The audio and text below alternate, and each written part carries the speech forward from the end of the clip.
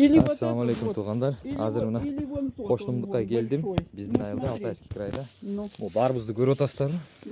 Дарбызды. 12 килограммдық дарбыз. Мынаке дағы бір. Қарасаңыздар. Чоңдығыны қарасаңыздар. Аябай көп дарбыздар. Бұл Алтайский крайдың дарбыздары мынаке достар. Мен қолым көрдіңдер ме? Батпайды қолыма. Мына батып жатады. Мынау батпайды. И мұны көріңіздер, мол да.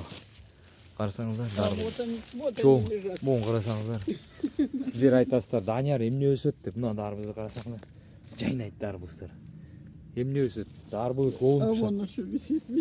Қышқы, жазғы. Ну и в общем любой. Мен мол дарбызды алай. Какой на тебя?